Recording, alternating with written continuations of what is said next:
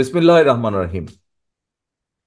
আজকের আমাদের এই সেমিনার অনুষ্ঠানের সম্মানিত সভাপতি, মঞ্চে উপস্থিত সম্মানিত স্থায়ী কমিটির সদস্য জনাব মঈন খান, উপস্থিত আমাদের মিডিয়া সেল এবং বিএনআরসির সম্মানিত নেতৃবৃন্দ ডক্টর পাভেল এবং জনাব জবিউল্লাহ সহ আমার সামনে উপস্থিত আমার ঢাকা বিভাগের বিভিন্ন পর্যায়ের মূল দল সহ আমাদের সকল অঙ্গ সহযোগী সংগঠনের বিভিন্ন পর্যায়ের নেতৃবৃন্দ, আসসালামু আলাইকুম।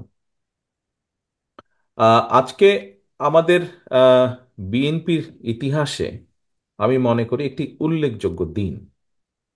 এই জন্য উল্লেখযোগ্য দিন এই জন্য উল্লেখযোগ্য দিন আপনারা যারা সামনে বসে আছেন, আজকে যারা এখানে পার্টিসিপেট করেছেন, অংশগ্রহণ করেছেন, আপনারা এই দলের সদস্য।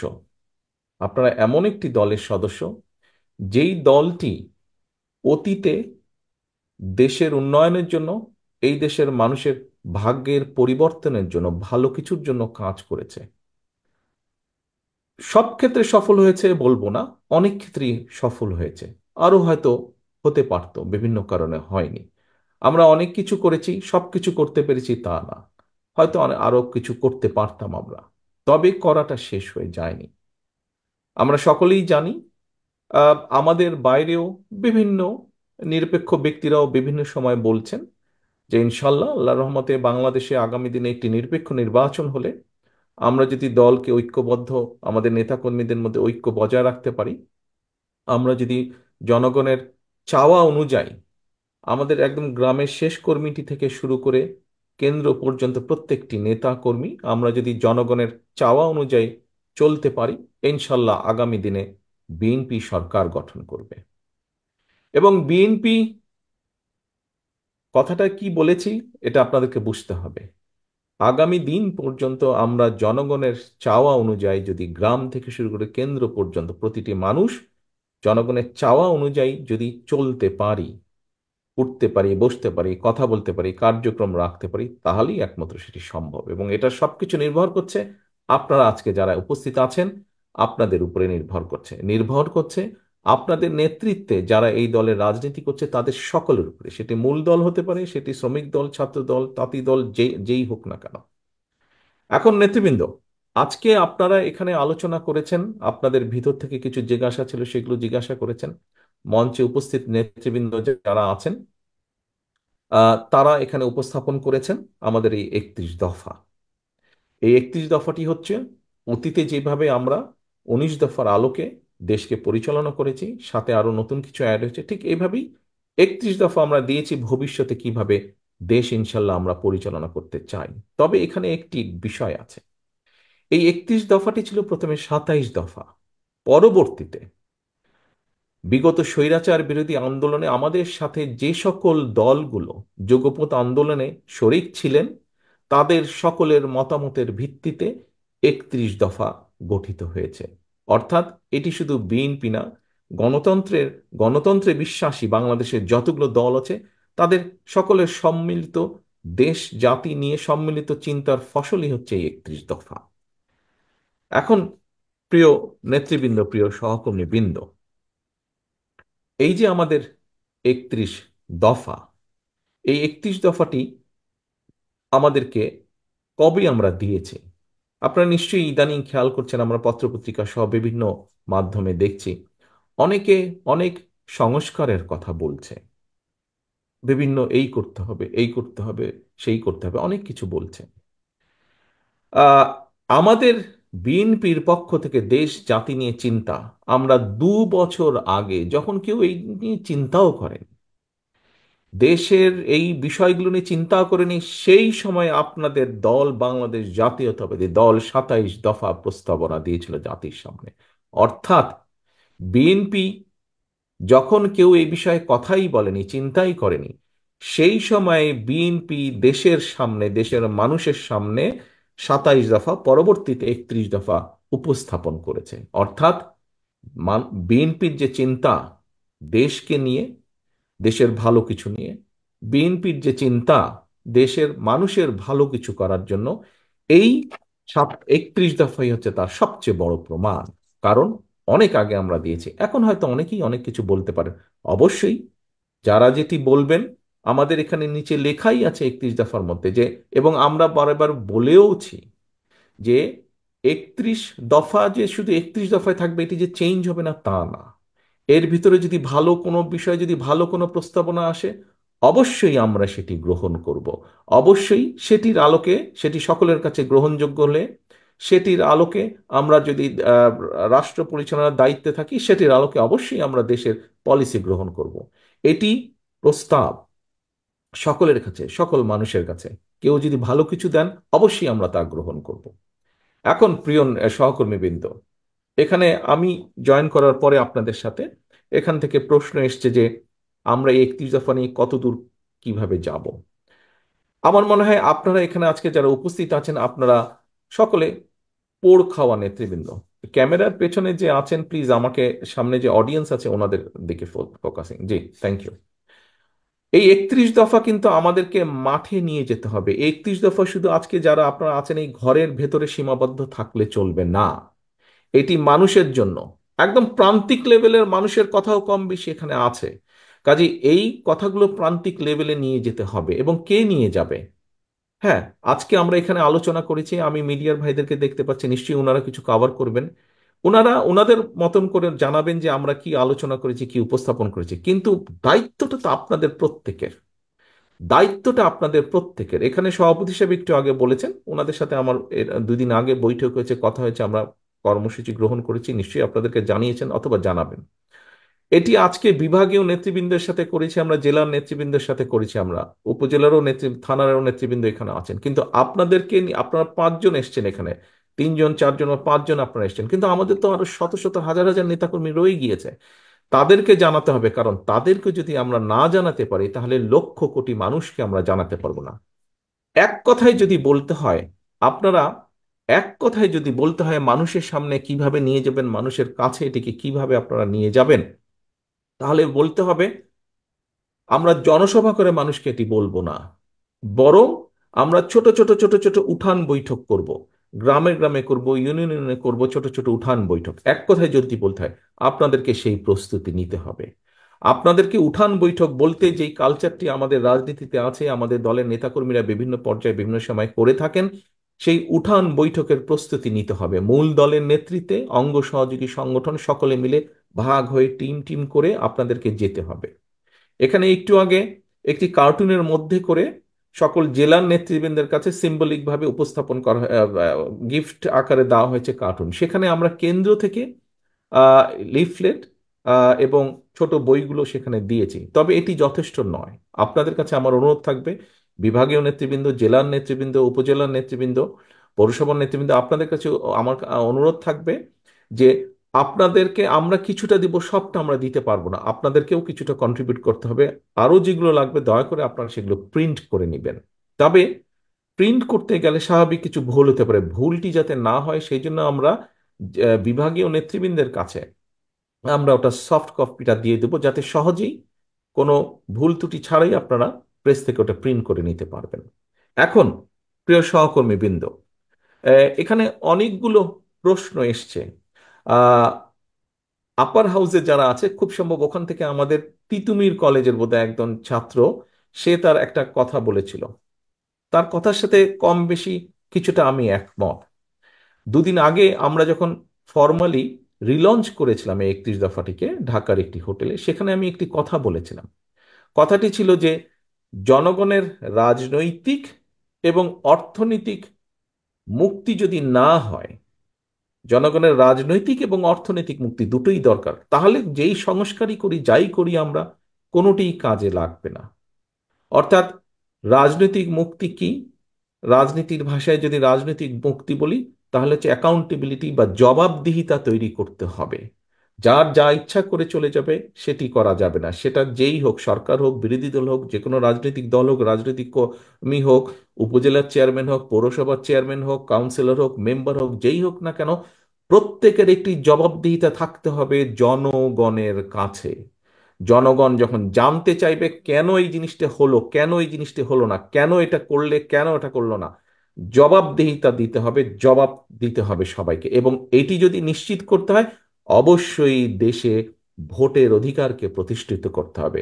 পৃথিবীর যে কোনো গণতান্ত্রিক দেশে, যে কোনো গণতান্ত্রিক সভ্য দেশে ভোটের মাধ্যমেই জবাবদিহিতা তৈরি হয়। কাজেই প্রিয় সহকর্মীবৃন্দ, যেই লড়াই আমরা জনগণের কথা বলার অধিকার, জনগণের রাজনৈতিক অধিকার অর্থাৎ ভোট প্রদানের অধিকার, যার জন্য আমাদের হাজারো সহকর্মী গুম হয়েছে, খুন হয়েছে, আপনারা লক্ষ লক্ষ নেতাকর্মী, আমাদের 60 লক্ষের মতো নেতাকর্মী মিথ্যে মামলার শিকার যারা হয়েছেন, আমরা যে কারণে যুদ্ধ করছি এই দেশের মানুষের ভোটের অধিকার, কথা বলার অধিকার প্রতিষ্ঠা করার জন্য। কাজে আমাদেরকে যে কোনো মূল্যে এই অধিকার প্রতিষ্ঠিত করতে হবে জনগণকে সচেতন করার মাধ্যমে। প্রায় আমরা একটি কথা বলছি, ষড়যন্ত্র থেমে যায়নি। আপনারা নিশ্চয়ই গত কয়েকদিনের পত্রপত্রিকায় বিভিন্ন খবর টবর থেকে আপনারা, রাজনৈতিক নেতৃবৃন্দ, আপনারা আপনারা পোড় খাওয়া প্রত্যেকটি মানুষ, কাজে আপনারা নিশ্চয়ই বুঝতে সক্ষম হচ্ছেন যে কোথাও কিছু একটা ষড়যন্ত্র চলছে। কাজে প্রিয় সহকর্মীবৃন্দ, জনগণকে সচেতন করতে হবে, জনগণকে সাথে রাখতে হবে, জনগণের সাথে থাকতে হবে। এবং একই সাথে আমাদের যে লক্ষ্য উদ্দেশ্য জনগণকে নিয়ে, দেশকে নিয়ে, সেই 31 দফার প্রত্যেকটি কথা জনগণের কাছে পৌঁছে দিতে হবে আমাদেরকে। এখন প্রিয় এখন প্রিয় সহকর্মীবৃন্দ, কিভাবে পৌঁছে দিবেন আমি আপনাদের সামনে তুলে ধরেছি একটু আগেই।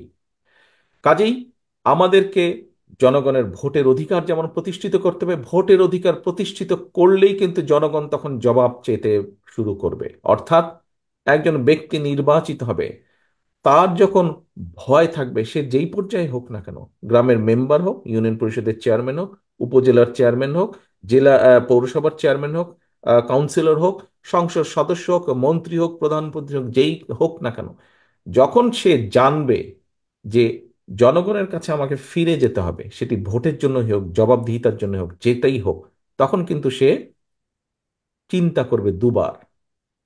কোনো একটি কাজ করার জন্য সে দুবার চিন্তা করবে।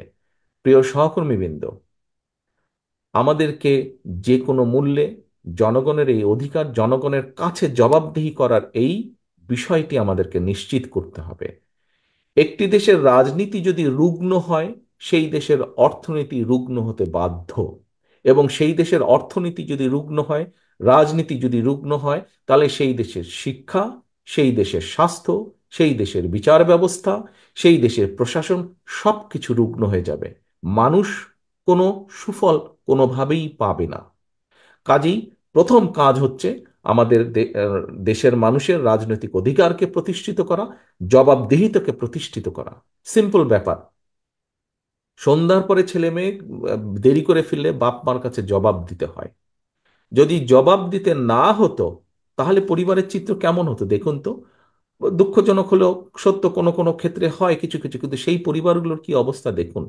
আর যেই পরিবারগুলোতে একটা ডিসিপ্লিন থাকে, জবাবদিহিতা থাকে, সেই পরিবারের সন্তানরা কিভাবে বেড়ে উঠে, তাদের পড়ালেখা কেমন সুন্দর হয়, আচার আচরণ সবকিছু ভালো হয়। জবাবদিহিতা। কাজেই প্রিয় সহকর্মীবৃন্দ, আমাদেরকে এই গত স্বৈরাচার 15, 16, 17 বছর ধরে দেশে কোনো জবাবদিহিতা ছিল না। জবাবদিহিতা ছিল না বলেই এইভাবে মানুষ গুম খুম হয়েছে। জবাবদিহিতা ছিল না বলেই নিশিরাতের ভোট হয়েছে, দামি নির্বাচন হয়েছে। জবাবদিহিতা ছিল না বলেই প্রশাসনগুলোর কি অবস্থা, বিচার ব্যবস্থার কি অবস্থা দেখেছেন। জবাবদিহিতা ছিল না বলেই দেশ থেকে লক্ষ লক্ষ কোটি টাকা পাচার হয়ে গেছে, দেশের মানুষের সম্পদ পাচার হয়ে গেছে। এই সব কিছুকে যদি আমাদের ঠিক করতে হয়, সব কিছুকে যদি দেশের মানুষের চাওয়া অনুযায়ী যদি নিয়ন্ত্রণের মধ্যে আনতে হয়, অবশ্যই জবাবদিহিতাকে আমাদের তৈরি করতে হবে, প্রতিষ্ঠিত করতে হবে। এবং সেটি একমাত্র সম্ভব সঠিক ভোট প্রয়োগের অধিকার প্রতিষ্ঠার মাধ্যমে। এরপর প্রিয় সহকর্মীবৃন্দ, সেই তিতুমির কলেজের আমার ছোট ভাইয়ের বক্তব্য অনুযায়ী সে যে বলেছে যে তারা আলোচনা করছে যে, দেখুন যেই কথাটি আমি বলেছিলাম দুদিন আগে, যে আমরা যাই করি না কেন, দেশের মানুষের রাজনৈতিক এবং অর্থনৈতিক অধিকার যদি আমরা প্রতিষ্ঠিত করতে না পারি, কোনো সংস্কার কাজে লাগবে না। ওরা কয়েকজন যারা গ্রুপ স্টাডি করে, ওরাও কিন্তু তাই বলেছে যে এত সংস্কার টংস্কার হচ্ছে কি হবে। একজন বন্ধু পাঠ করে বলে বসেছে, কিছুই হবে না। এটাই আসল কথা, এটাই। মানুষের জবাবদিহিতা প্রতিষ্ঠিত করতে হবে, মানুষের অর্থনৈতিক মুক্তি দিতে হবে। এখন এখানে অনেকগুলো বিষয় আছে, অর্থনৈতিক মুক্তি, শিক্ষার বিষয় আসছে। 31 দফা আপনাদের সামনে আছে। আপনারা বিভিন্ন জন আপনাদের কিছু কিছু মতামত দিয়েছেন, আমি শুনছিলাম। এখানে আমারও দু একটি চিন্তা আপনাদের সাথে আমি শেয়ার করতে চাই। আহ প্রিয় সহকর্মীবৃন্দ, ভোটের বিষয়টি বা রাজনৈতিক অধিকারের বিষয়টি যেভাবে বলেছি, আমি মনে করি আমাদের দেশকে যদি আমরা যেমন চিন্তা করি, কল্পনা করি, আশা করি, আকাঙ্ক্ষা সেরকম যদি পরিবর্তন করতে হয়, আমি মনে করি যে আমার ব্যক্তিগত চিন্তা, আমি মনে করি যে আমাদের প্রথম এখানে একটি প্রশ্ন হচ্ছে যে শিক্ষাক্ষেত্রে 5% কেন হবে, তা বেশি হবে না কেন? জবিল্লা সাহেব এখানে উত্তর দিয়েছেন, উনি বলেছেন কমপক্ষে ন্যূনতম 5%। আমি সম্পূর্ণভাবে একমত। আমাদেরকে যে কোনো মূল্যে শিক্ষার উপরে জোর দিতে হবে, শিক্ষা শিক্ষা শিক্ষা। এবং তার ভিতরে তার ভিতরে আমি মনে করি প্রাইমারি শিক্ষার উপরে আমাদেরকে সবচাইতে বেশি জোর দিতে হবে। প্রাইমারি শিক্ষকদের উপরে আমাদের জোর দিতে হবে। কেউ কিছু মনে করবেন না, একটি প্রচলন মনে হয় দেশের মধ্যে আছে, গ্রাম অঞ্চলে বলি, শহর অঞ্চলে বলি, যেখানে বলি, আমাদের মধ্যে একটি ধারণা আছে পরিবারের যেই ছেলেটি একটু বেকার, যেই ছেলেটি অত ভালো স্টুডেন্ট না, আচ্ছা ঠিক আছে, ওই যে প্রাইমারি স্কুলের শিক্ষক নিচ্ছে, ওখানে চাকরির ব্যবস্থা একটা করে দাও। এরকম একটি পারসেপশন বা এরকম একটি প্র্যাকটিস আছে বাংলাদেশে। প্রিয় সহকর্মীবৃন্দ, আমি মনে করি প্রাইমারি স্কুলের শিক্ষকটি হওয়া উচিত ওই অঞ্চলের অন্যতম মেধাবী, যে তার হওয়া উচিত প্রাইমারি স্কুলের শিক্ষক। কারণ আজকে যদি প্রাইমারি স্কুলের শিক্ষক একজন মেধাবী ছাত্র বা ছাত্রী হয়ে থাকেন, অর্থাৎ ব্যক্তি হয়ে থাকেন প্রাইমারি স্কুলের শিক্ষক, তাহলে আগামী দিনের যে ভবিষ্যৎ আমাদের সন্তানেরা শুধু পুঁথিগত বিদ্যা না, পুঁথিগত বিদ্যার পাশাপাশি অর্থাৎ একাডেমিক এডুকেশনের পাশেও মৌলিক মূল্যবোধ, যে এই বিষয়টিকে নিয়ে আসতে হবে, এই বিষয়টিকে আমাদের ছোট ছোট শিশুদের মধ্যে দিতে হবে, মৌলিক মূল্যবোধ। অনেক ক্ষেত্রেই সমাজের মধ্যে মৌলিক মূল্যবোধের অবক্ষয় ঘটেছে। কাজে আমরা যেই দুর্নীতির কথা বলছি, এই দুর্নীতিকে যদি নির্মূল করতে হয়, এই দুর্নীতিকে যদি কমিয়ে নিয়ে আসতে হয়, দুদুক টুদুক যেগুলো আছে সেগুলা তাদের মতন কাজ করবে, কিন্তু দুর্নীতিকে যদি, অ্যাকচুয়ালি যে দুর্নীতি খারাপ, দুর্নীতি থেকে দূরে থাকা উচিত, এইটি যদি করতে হয় সমাজে, তাহলে অবশ্যই সেই প্রাইমারি স্কুল থেকে শুরু করা উচিত। প্রাইমারি শিক্ষকদের উপরে ইনভেস্ট করা উচিত। এই ক্ষেত্রে বাজেট এর বরাদ্দ শুধু স্কুল তৈরি করলে হবে না, ওই বিল্ডিং তৈরি করলে হবে না, ইনফ্রাস্ট্রাকচারে না, প্রাইমারি শিক্ষকদের কোয়ালিটি ইমপ্রুভ করার জন্য, তাদেরকে সেই কমফোর্টটা দেওয়ার জন্য। কারণ তাকে যদি চিন্তার মধ্যে থাকতে হয় যে কোনো রকমে ক্লাসটা শেষ করে তাড়াতাড়ি তার ছোট দোকানটাতে গিয়ে বসবে, কারণ না হলে সংসার চলবে না, অথবা খেতে গিয়ে কাজ করতে হবে, তাহলে হবে না। কাজে তাকে আমার সেই কমফোর্টটা দিতে হবে, যাতে সে তার ক্লাস শেষ হয়ে যাওয়ার পরে, আমরা শুনতাম যখন ছোটবেলায় ছিলাম তখন নানা নানা দাদের কাছে গল্প শুনতাম যে ওনারা যখন ছোট ছিলেন, শিক্ষকরা শিক্ষকরা তখন তখন তো গ্রামের সংখ্যা বেশি, শিক্ষকরা বলে সন্ধ্যার পরে বা বিকেলের পরে বলে ভালো ছাত্র যারা তাদের বাসায় যেতেন শিক্ষকরা, এবং গিয়ে গিয়ে খোঁজ করতেন ছেলেটা পড়ছে কিনা, কোনো সমস্যা হচ্ছে কিনা। প্রিয় সহকর্মীবৃন্দ, জানি না সেরকম করা সম্ভব হবে কিনা একদিন বাংলাদেশে, যে প্রাইমারি শিক্ষকরা স্কুলের পরেও গিয়ে ভালো স্টুডেন্ট বা কম বেশি সব স্টুডেন্টের ব্যক্তিগতভাবে খোঁজ খবর করবেন। যদি সেটিকে নিশ্চিত করতে হয়, এরকম একটি পরিবেশ যদি তৈরি করতে হয়, এটি আমার সম্পূর্ণ চিন্তা আপনাদের সাথে শেয়ার করলাম। যে শিক্ষা আমাদেরকে, প্রাইমারি শিক্ষা, পরের যে শিক্ষাগুলো আছে সেগুলোকে অবশ্যই আমরা ডেভেলপ করব, কিন্তু আমাদেরকে অবশ্যই প্রাইমারির উপরে জোর দিতে হবে। প্রাইমারি শিক্ষা, শিক্ষক, স্টুডেন্ট সবকিছুর উপর জোর দিতে হবে। তাদের শিক্ষার কোয়ালিটি, তাদের কমফোর্ট দিতে হবে শিক্ষকদেরকে, যে তাকে যেন চিন্তা করতে না হয় যে তার এই ক্লাসটি শেষ করে দৌড় দিয়ে গিয়ে দোকানে বসতে হবে অথবা খেতে যেতে হবে কাজ করতে। এই বিষয় থেকে সরিয়ে নিয়ে এসে সম্পূর্ণভাবে যাতে সে মনোনিবেশ করতে পারে শিক্ষার উপরে, তার ছাত্রছাত্রীদের পিছনে। এটি গেল একটি, খুব সংক্ষেপে আপনাদের সামনে তুলে ধরলাম। আরেকটি আমি মনে করি, ব্যক্তিগতভাবে আমি বিশ্বাস করি, যে যদি একটি হেলদি নেশন না থাকে, তাহলে আমাদের জন্য সামনে এগোনো কষ্টকর, কঠিন হবে। সেজন্যই আমি মনে করি শিক্ষার পাশাপাশি আমাদেরকে দেশের জনগণের স্বাস্থ্যের প্রতি নজর দিতে হবে। যে কোনো মূল্যে যেভাবে স্বাস্থ্যের উপরে নজর দিতে হবে। প্রিয় সহকর্মীবৃন্দ, আমরা আমাদের 31 দফার মধ্যে বলেছি যে যুক্তরাজ্যের NHS এর আদলে আমরা স্বাস্থ্য ব্যবস্থাকে সাজাতে চাই। ইয়েস, আমরা চাই দেশের মানুষকে, সকল পর্যায়ের মানুষকে, বিশেষ করে প্রান্তিক পর্যায়ের মানুষকে স্বাস্থ্য সুবিধা পৌঁছে দিতে। তবে আমাদেরকে এই বাস্তবতাও বিবেচনা করতে হবে, যুক্তরাজ্যের মতন একটি দেশও কিন্তু এনএচএস কে চালাতে গিয়ে প্রায় হিমশিম খায়, এখানে খবরে পত্রিকায় যা আসে। আমাদের দেশের এখানে জনসংখ্যা হচ্ছে 7 কোটি। আমাদের জনসংখ্যা আমার কাছে মনে হয় কোনোভাবেই 20 কোটির কম নয় এই মুহূর্তে। 20 কোটি জনসংখ্যার একটি দেশে প্রত্যেকের দোরগোড়ায় স্বাস্থ্যসেবা পৌঁছে দিতে হলে বিশাল বাজেটের প্রয়োজন। আমরা যদি দুর্নীতিকে একটি কমিয়ে নিয়ে আসতে পারি, দুর্নীতিকে যদি আমরা নিয়ন্ত্রণ করতে পারি, সেক্ষেত্রে আমরা অনেক অর্থের সাশ্রয় করতে পারবো, যেগুলো আমরা শিক্ষা, যেগুলো আমরা স্বাস্থ্যের পিছনে ব্যয় করব। তারপরেও একটি বিশাল এটি সেক্টর এখানে। আমি মনে করি এই ইউরোপের অনেকগুলো দেশ, যেই দেশগুলো ধনী, যেই দেশগুলো উন্নত, তারা নতুন একটা মেথডে যাচ্ছে। এখানে ডক্টর পাভেল সাহেব আছে, উনি প্রায় আসেন এখানে পড়াতে, পরীক্ষা নিতে আসেন উনি ম্যানচেস্টারে। উনিও জানেন ব্যাপারটা ওয়াকিফল, আরো অনেকেই জানেন কম বেশি। এরা প্রিভেনশনের উপরে দিচ্ছে, অর্থাৎ মানুষকে সচেতন করা যে তুমি এইভাবে খেলে, এইভাবে চললে অসুস্থ হবে না তুমি। এখানে বেশ কিছু মুরব্বী নেতৃবৃন্দ আছেন, আপনাদের নিশ্চয়ই খেয়াল আছে, শহীদ জিয়ার সময় পল্লী চিকিৎসক ছিল। পল্লী চিকিৎসকরা গ্রামে গিয়ে গিয়ে গিয়ে মানুষকে সচেতন করতে, সাহায্য করতে, সহযোগিতা করত। প্রিয় সহকর্মীবৃন্দ, আমাদেরকে জোর দিতে হবে, আমি মনে করি আমাদেরকে শহীদ জিয়ার সেই প্রকল্পটি হয়তোবা আবারও চালু করতে হবে। পল্লী চিকিৎসক প্রত্যেকটি গ্রামের জন্য আমাদেরকে পল্লী চিকিৎসক চালু করতে হবে এই প্রকল্পটি, যাতে আমরা মানুষকে, তাদেরকে যেরকম আমরা ট্রেনিং দিব, ট্রেনিং দিয়ে মানুষের দোরগোড়ায় পাঠাবো, পরিবারগুলো দোরগোড়ায় পাঠাবো যে এভাবে পানি ফুটিয়ে খেতে হবে, এভাবে খেতে হবে, এভাবে চলতে হবে, তাহলে এই চিকিৎসা, এই অসুখ থেকে আমরা নিজেদেরকে দূরে রাখতে পারবো। তাহলে আমরা দেশের মানুষের স্বাস্থ্য অনেকাংশে নিশ্চিত করতে সক্ষম হব। অর্থাৎ আমি যদি মানুষকে অসুস্থ হওয়া থেকে দূরে রাখতে পারি, তাহলেও কিন্তু আমরা যে এনএইচএস এর কথা বলছি সেখানে চাপ অনেক কমে আসবে, এবং আমরা কেউ যদি অসুস্থ হয় তখন তাকে আমরা বেটার ভাবে চিকিৎসা দিতে পারবো।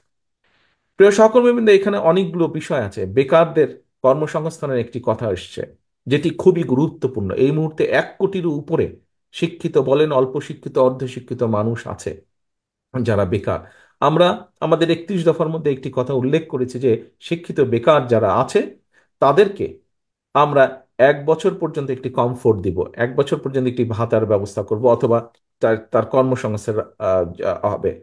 1 বছরের মধ্যে আমরা এটি করব। বাট একটি প্রশ্ন এসে, যারা শিক্ষিত না বা অর্ধ বা অল্প শিক্ষিত, এখানে আমরা অনেকগুলো পরিকল্পনা আমাদের মাথায় আছে। বিশ্ব পরিবর্তনশীল। প্রিয় সহকর্মীবৃন্দ, আমাদের প্রায় 1 কোটির উপরে দেশের মানুষ প্রবাসে আছেন, যারা বিভিন্ন জায়গায় কাজ করছেন। অধিকাংশ মধ্যপ্রাচ্যে আছেন। এর মধ্যে আমাদের স্কিল্ড মানুষের সংখ্যা কম, অর্থাৎ স্কিল ওয়ার্কার বলতে যা বোঝে কম, অধিকাংশই আনস্কিল্ড। আমাদের প্রায় 20 কোটি মানুষ বলেছি আমি। সহকর্মীবৃন্দ, আহ, আমি ব্যক্তিগতভাবে মনে করি, এবং আমাদের এখানেও আছে, আমরা ভোকেশনাল ডিপ্লোমা, এই জিনিসগুলোর যদি উপরে আমরা জোর দিতে পারি। যেমন উদাহরণস্বরূপ আপনাদেরকে আমি একটি উদাহরণ দিয়ে বোঝাতে চাইছি। ঢাকা শহরে যদি আমাদের প্রায় 5 লক্ষের মতন রিক্সা চালক থাকে, আমরা যদি এই রিক্সা চালক যারা আছেন এনাদেরকে যদি আমরা একটি রেজিস্ট্রির মধ্যে নিয়ে আসতে পারি, লিস্টের মধ্যে নিয়ে আসতে পারি, তারপরে আমরা, আমাদের একটি চিন্তার মধ্যে আছে যে পৃথিবীর বিভিন্ন দেশে যেখানে মানুষ যায়, আমরা আমাদের এম্বাসিগুলোকে দায়িত্ব দিব যে তারা একটা অ্যাসেস করবে, তারা একটা রিপোর্ট তৈরি করবে যে পৃথিবীর কোন কোন দেশে কি কি ধরনের শ্রমিক যেতে পারে আগামী 5 বছর বা 7 বছর, কোন কোন শ্রমিকের সম্ভাবনা আছে, কোন কোন সেক্টরের শ্রমিকের সম্ভাবনা আছে, স্কিল, সেমি স্কিল, এভাবে ভাগ করে। এবং সেই রিপোর্টের উপরে বেস করে আমরা আমাদের শিক্ষিত, অল্প শিক্ষিত, অর্ধশিক্ষিত, এই ধরনের মানুষকে ক্যাটাগরাইজ করে আমরা বিভিন্ন বিষয়ের উপরে ট্রেনিং দিব, ভাষা শিক্ষা সহ।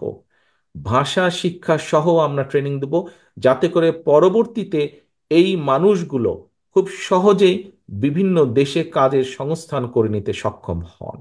এরকম আরো বিষয় কিছুগুলো চিন্তা আছে। আপনারা সকাল থেকে এখানে আছেন, অনেকক্ষণ হয়ে গেছে, প্রায় 8-9 ঘন্টা হয়ে গেছে আপনারা এখানে আছেন, সেই জন্য আর লম্বা করবো না, মাগরিবের টাইম হয়ে গিয়েছে, পার হয়ে যাচ্ছে মাগরিবের টাইম। নেতৃবৃন্দ, বিষয় একটাই, আমরা দেশকে, দেশের মানুষকে সাথে নিয়ে আমরা দেশের জন্য ভালো কিছু করতে চাই। আমরা অতীতে করেছি, প্রথমেই যেই কথাটি বলেছি, বিএনপি এমন একটি দল যারা দেশ পরিচালনা করেছে, বিএনপি দল যারা দেশকে খাদ্যে স্বয়ংসম্পূর্ণ করেছে, বিএনপি এমন একটি দল যারা যখন দেশ পরিচালনা ছিল তারা তারা এই দেশকে শিল্পে পরিণত করেছে। আচ্ছা, বেকারদের কর্মসংস্থানের ব্যাপারে একটি আছে এখানে। আমাদের অনেক তরুণ এখন ফ্রিল্যান্সিং এর কাজ করছে, বিশেষ করে কম্পিউটারের মধ্যে বিভিন্ন সফটওয়্যার থেকে শুরু করে বিভিন্ন বিষয়ে কাজ করছেন। তাদের পেমেন্টের বিষয়ে একটি সমস্যা হয়, বিদেশ থেকে যে পেমেন্টগুলো তারা পান পেপালের ব্যাপারে সমস্যা হয়। আমরা যে কোনোভাবেই আমরা চেষ্টা করব এই পেপালের বিষয়টি সমস্যার সমাধান করতে। আমরা পেপালের অনুমোদনের বিষয়টি চেষ্টা করব।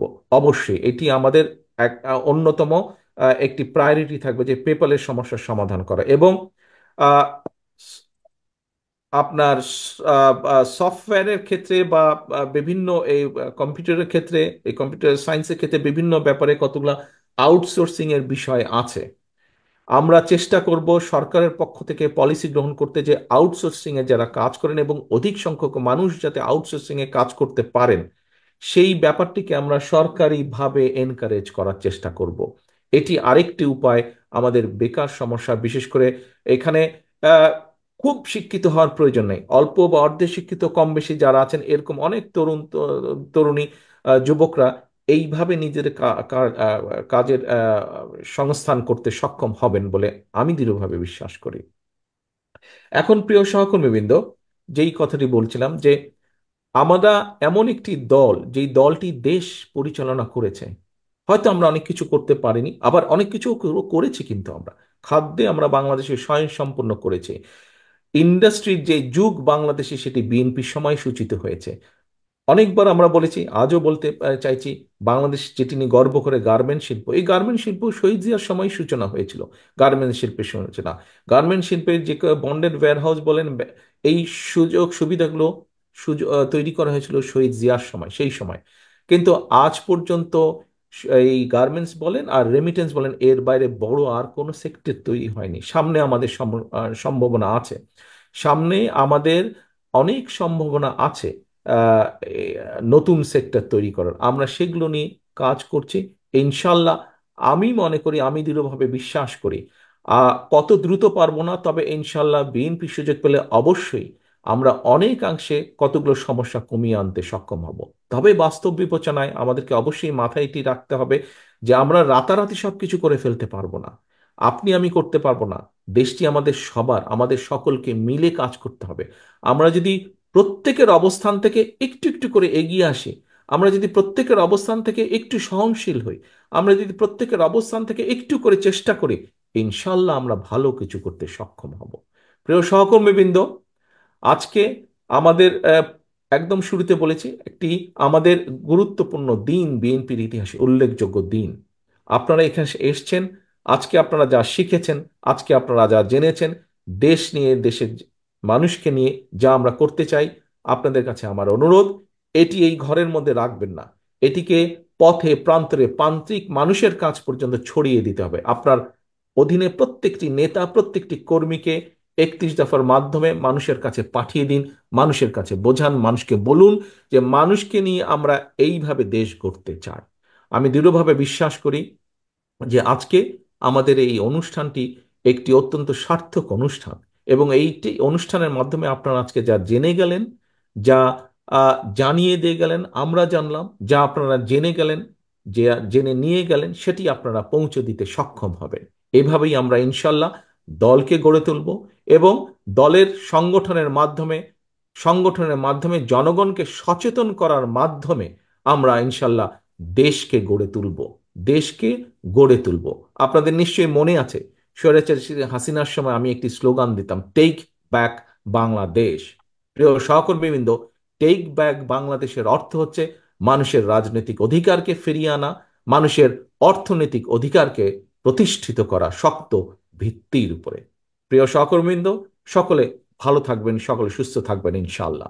পরিশেষে আপনাদের সকলের কাছে আমার একটি অনুরোধ, আপনাদের সহকর্মী হিসাবে আপনাদের কাছে এটি আমার অনুরোধ, আপনাদের নেতা হিসাবে আপনাদের প্রতি এটি আমার নির্দেশ।